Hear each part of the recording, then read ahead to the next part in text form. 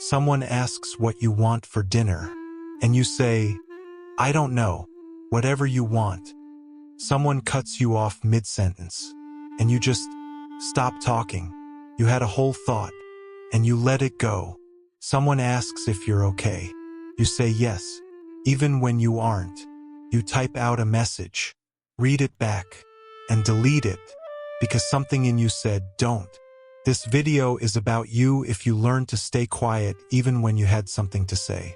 Not because you're shy, not because you're introverted, not because you don't have opinions, but because somewhere along the way, staying quiet felt safer than speaking.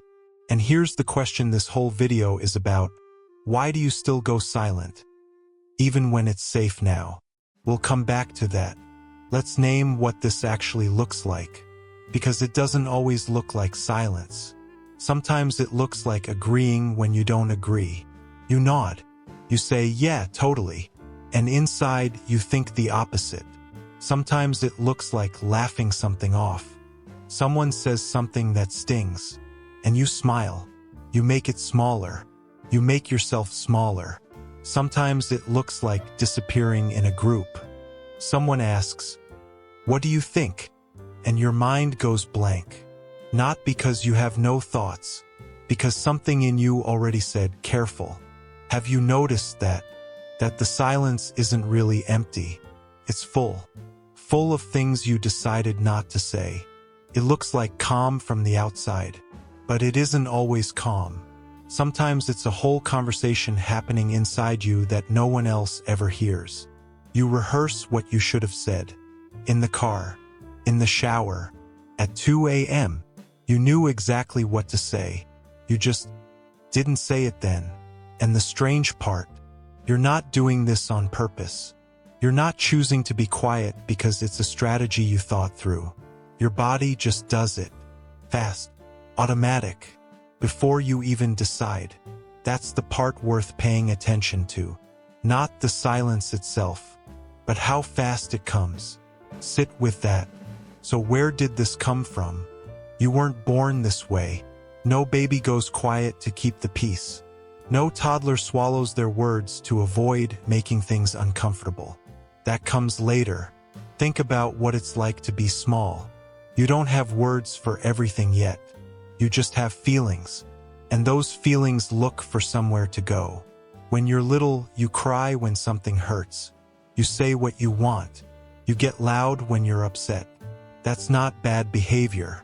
That's just being human. But then something happens. Maybe when you got loud, the room got tense. Maybe someone's face changed in a way that scared you.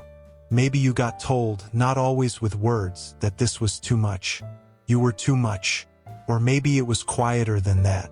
Maybe no one got angry. Maybe no one even noticed. And that was the problem. You spoke, and nothing happened. No one responded. No one adjusted. So your small brain, which is always learning, always watching, drew a conclusion. Not a thought exactly. More like a feeling that became a rule. Speaking doesn't change anything. Or worse, speaking makes things worse. Have you noticed how early those rules get written? Before you can even explain them. Before you even know they're there. Maybe it was the dinner table. You tried to say something and got talked over. Not once. Regularly. So you stopped trying. Maybe it was a parent who was tired, or stressed, or going through something they never explained to you. And you, being small and loving and paying close attention, you learned to read the room. You learned to shrink before anyone asked you to. That wasn't weakness. That was intelligence. You were solving a problem. The problem was, how do I stay safe here? And the answer your body found was, stay small. Stay quiet. Don't take up too much space. It worked. That's the part people don't always say out loud. It worked. Staying quiet kept things calm. Kept you out of trouble. It kept the people around you from getting upset. And your nervous system remembered that. You weren't born this way. You adapted. Because adapting was the smartest thing you could do in the environment you were in. Notice that. The silence wasn't a personality. It was a solution. Part 3, Sections 4 and 5. Section 4. Mirror section, retention core. So let's look at what that old solution looks like now. In your life, today, someone raises their voice in a meeting. Not at you, just in the room. And something in your chest tightens. You go still. You stop talking. Not because you're in danger, but because your body doesn't know that yet. Your body is still using the old map. The one that was drawn when you were small. The one that said, when the room gets loud, go quiet. Or maybe it's softer than that. Someone you care about seems a little off today. A little distant. And instead of asking what's wrong, you start adjusting. You get lighter, easier, less needy.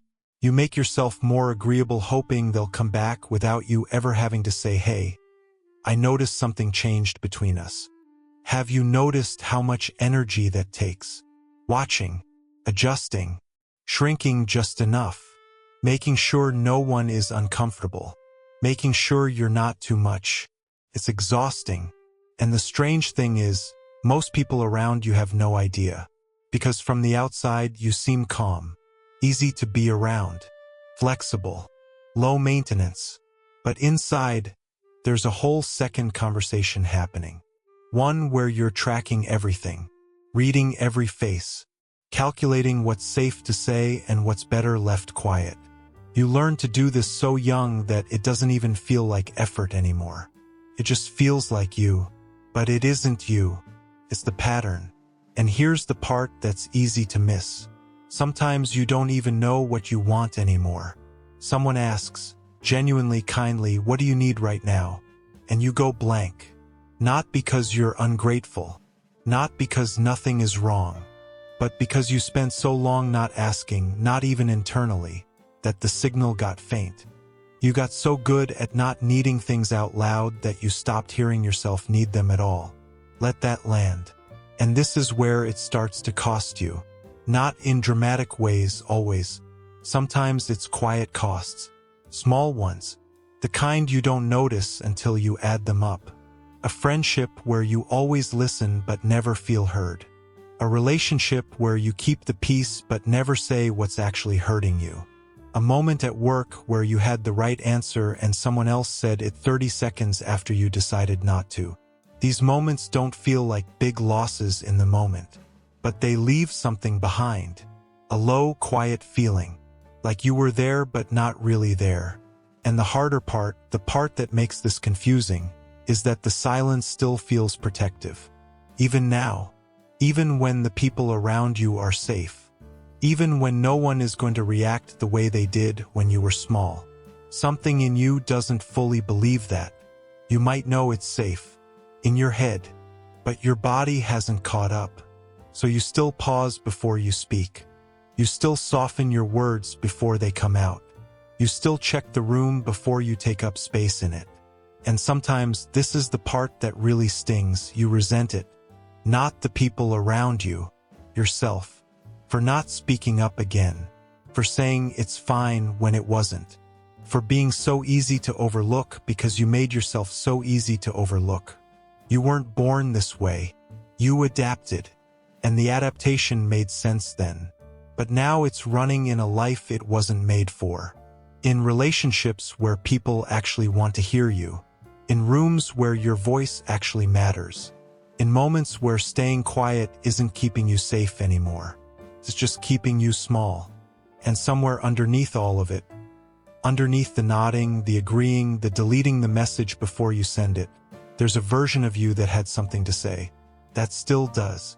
So now we come back to the question. Why do you still go silent? Even when it's safe now. Not because something is wrong with you. Not because you're broken. Not because you're weak. Because your nervous system is loyal. It learned a way to protect you. And it kept doing it. Long after the thing it was protecting you from stopped being there.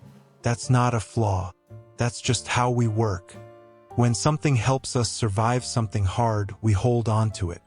We carry it forward.